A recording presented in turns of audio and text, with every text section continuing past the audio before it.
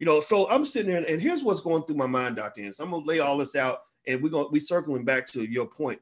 So I'm running through West Atlanta, and I'm observing my surroundings for our safety, number one, but then number two, because I'm curious. And here's what I'm seeing. I'm seeing abandoned buildings. I'm seeing, you know, apartment complexes where people live in them, but you can't imagine how somebody can live in it because you're like, hey, how can somebody live in that place? The windows are all busted out, but there's people over there, so people live there. I saw grocery stores that were boarded up. I saw groups of Black men, just healthy young Black men, just sitting around with nothing to do, you know, liquor bottle in their hand, just sitting around talking, doing whatever. I then saw a church that was the most beautiful building on the street. I mean, looked like that church was built in heaven, you know, and it's surrounded by all this poverty and all this misery. And then check this out. So then I'm thinking, I'm trying to figure out, I'm like, okay, the question I'm asking, number one, we got all these Black politicians. Where are these Black politicians, especially the ones from the Democratic Party? Where are they in the middle of all this? Why are they not fixing this? That's the first question. Number two, I was thinking, how can anybody raise a family and generate income in this kind of surrounding, and all these Black men sitting there without jobs or anything?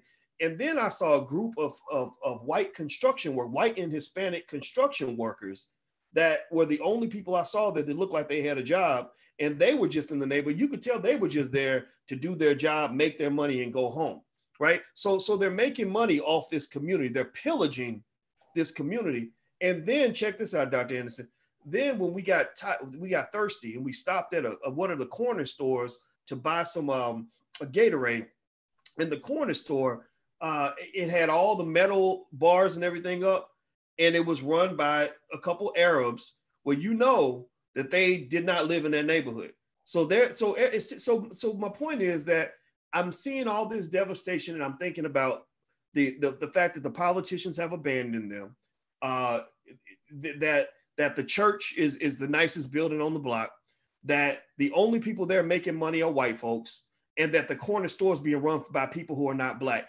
And to me, that trip through Atlanta, and as I think about everything else that's going on politically, and the fact that everybody's talking about stuff that don't amount to nothing, but ain't nobody talking about the real issues, that just really in a nutshell made me think about a lot of the issues that you talk about in terms of everybody getting rich off of Black folks and using Black folks, but ain't nobody really doing nothing for Black folks.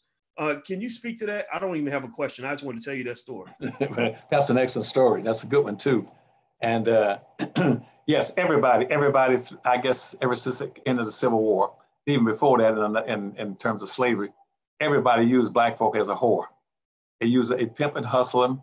And that makes everybody, every ethnic group, every religious group, every racial group, every gender, trigender, anything else, they all use make Blacks into whores. And there's an old rule in politics that says that in any time there's a heavy load to be moved, the willingness ass will pull the heaviest load.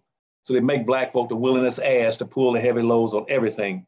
That's why Black folk always rush to identify with anything that's fabricated that looks like it could be identified with Black folk. They identify with Jews on the religion. They identify with gender, they're transgenders, or with poor people, anything you name, Black folk will rush to it. And because they're used to being used as a whore, and the other groups use it, and other groups are the pimps. You know what a pimp is, don't you? Pimp is the one who takes advantage of the whore. So in this society, economically and politically, everybody pimps Black folk. And Black folk gotten used to it.